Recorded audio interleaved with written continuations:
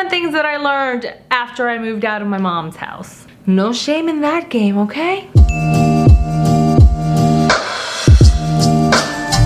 Hello there. I think this is a good chaser to the video that I just posted, my very late apartment tour in New York City.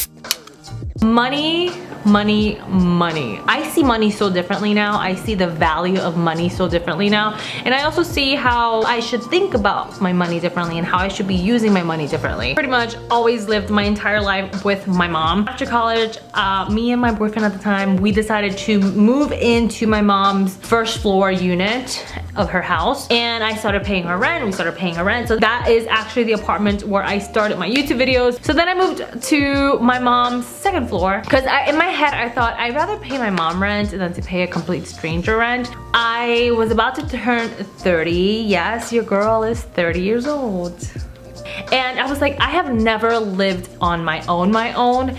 And I really wanted to experience living on my own in a nice apartment, and like moved across to another borough. I used to live in Brooklyn and now I live in Queens, which I thought I was not gonna like, but I actually really love Queens. When I used to live at my mom's house, I used to spend my money a lot on like stupid stuff like clothes and like, but after I moved out, I realized that most of my money was going to bills.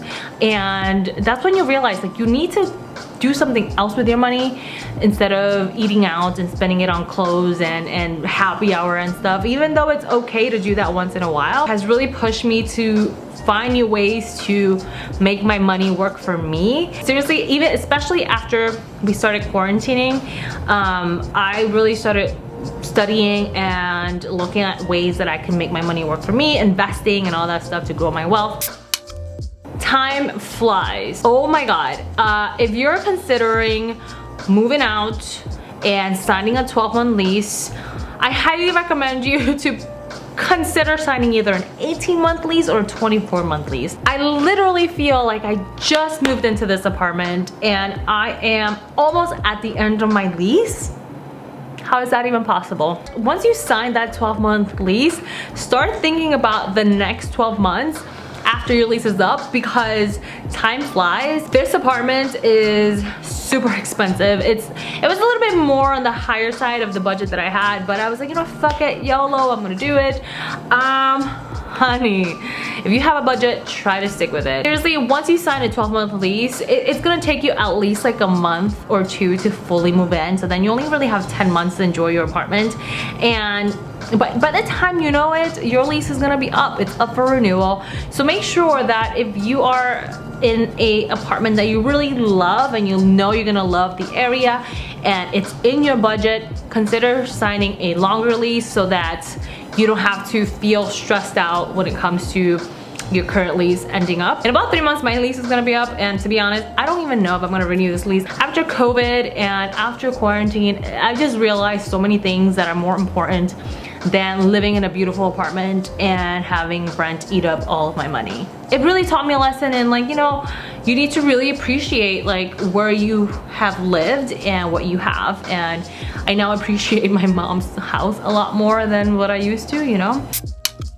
You will learn to make so many sacrifices just to stay in a budget. Bills are king. Choosing to having to pay bills over going out or treating yourself to a vacation, or like always having to scrutinize your spending. I mean, it is important. I think everybody should do it regardless if you moved out or not. But when you move out, you realize how little flexibility you have with your budget and the things that you want to do, you can't do anymore. So just be mindful of that before you moved out. Wow. When I moved out, I realized how much crap I had possessed over the years of living in New York. I mean, I've been living in New York for 15 years, and I realized that I might be slightly a bit of a hoarder. And I know that a lot of it stems from like my childhood issues. You know, like when I was younger, my parents were really poor, so like I never had things. When I got older and I made my own money, I was like, if I want this, I'm gonna get it.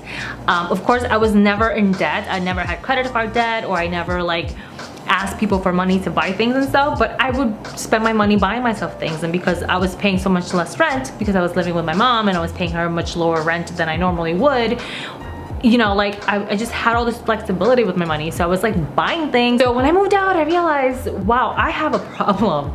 Like literally a problem buying clothes and jewelry. And honestly, I got rid of so much stuff when I moved out. I got rid of so many clothes. I donated. It's crazy how you realize how much you spent on stupid things before. I get it now. When mom said, turn off the faucet when you're brushing your teeth, take shorter showers, turn off the lights when you leave the room. I get it. I was never a big wasteful person. Like I would never leave the water running if I wasn't using the water. Sometimes it would happen, right? Like I'm brushing my teeth and sometimes I leave the faucet on. I get it.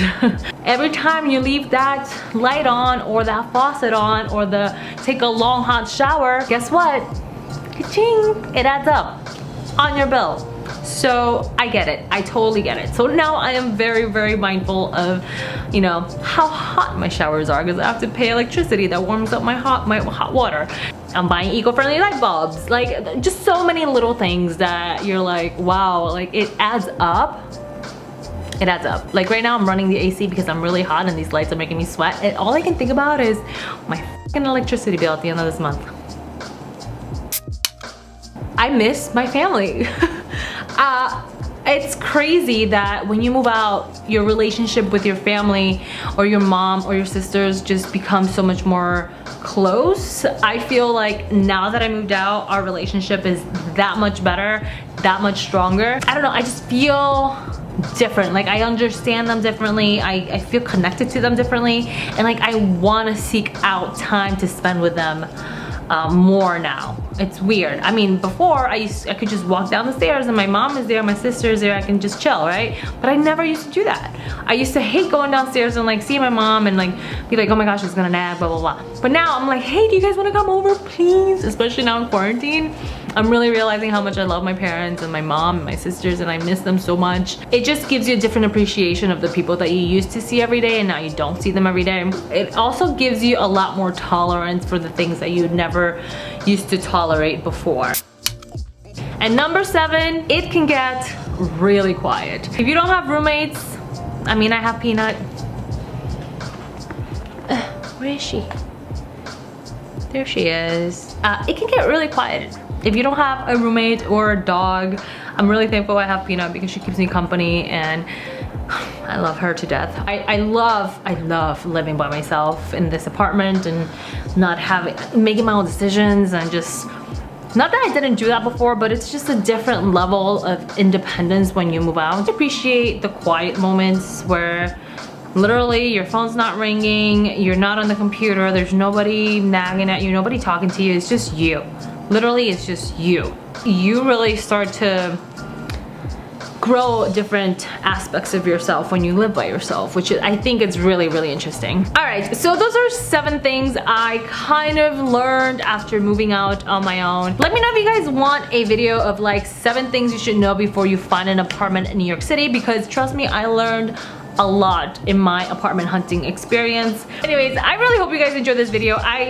This is like such an adult video. Like, who am I? I'm a 30-year-old woman making very adult content. Wow, that did not sound right, but you know what I mean. Anyways, I hope you guys enjoyed this video. Give this video a thumbs up and help me share this video with a friend. Helps me out. Subscribe. All that stuff. I don't know. I don't even know. Why? Anyways, I love you guys and I'll see you guys in my next video. Mwah. Yeah, can we just appreciate this moment right here though?